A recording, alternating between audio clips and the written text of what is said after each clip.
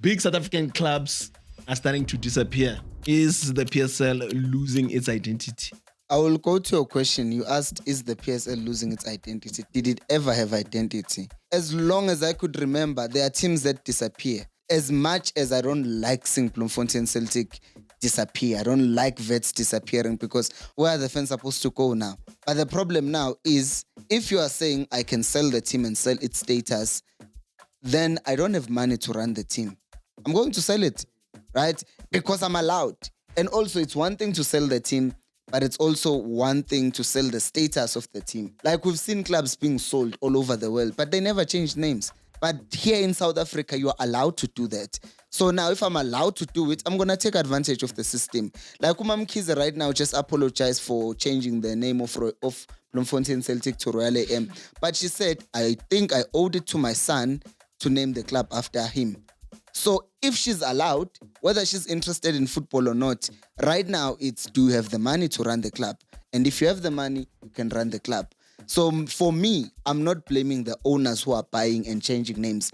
I'm blaming the PSL who are saying it's legal for you to take a culture, as you're saying, that has a rich culture, rich history, probably the best, one of the best fan bases in Bloemfontein Celtics. You are allowed to take that team. Move it away from its province.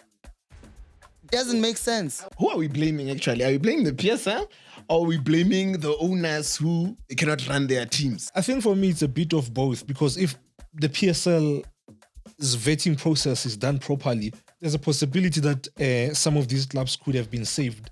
The other thing that I think we need to look at is community ownership, fan base ownership. You know, maybe that might help. Look at Celtic. Celtic had a huge following in Bloemfontein. So imagine if supporters owned a certain portion or percentage of the club, like in the Bundesliga, the 50+1 rule. You know, imagine if that rule applied in South Africa, Bloemfontein Celtic would still be in existence. You know, so maybe the vetting process and trying to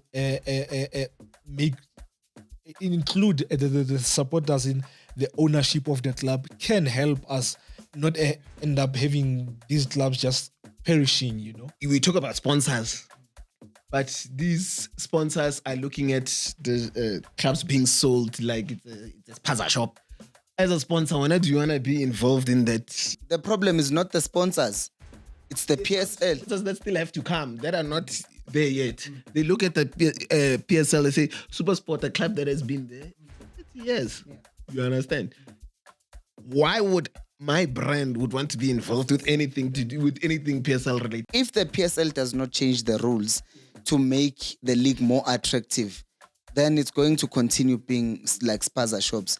There are teams that are sponsored by official sponsors of the league that clash, like Chiefs and Pirates, Vodacom. But then they said it's because Vodacom precedes the MTN partnership, yeah. So Telkom can't sponsor.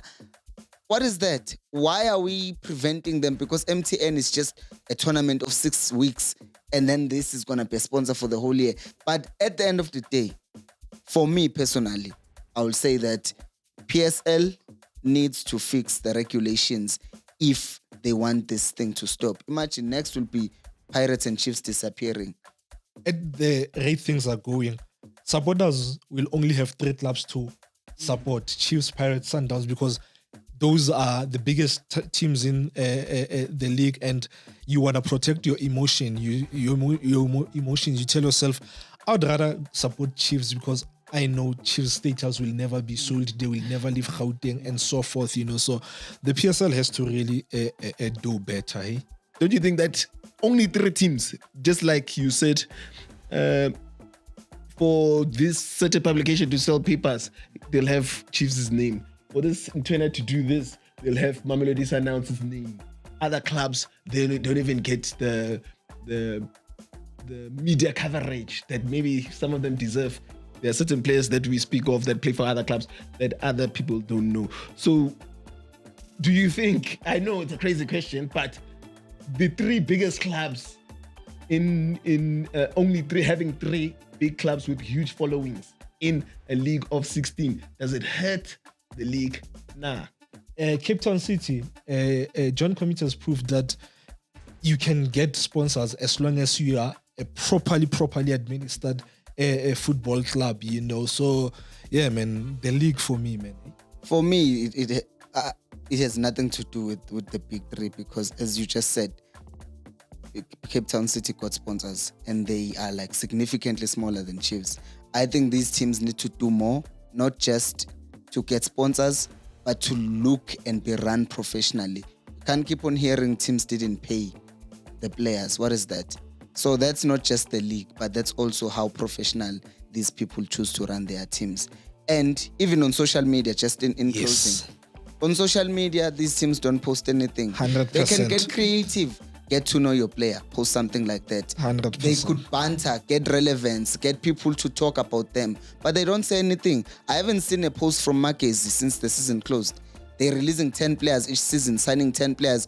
It really is a spaza shop. So the teams need to be run professionally for sponsors to even look at them and say, oh, that looks good. Let me work with them. With SuperSport United being the latest big South African club to be sold, the PSL's identity crisis deepens. How do we stop the soul of our game being traded away?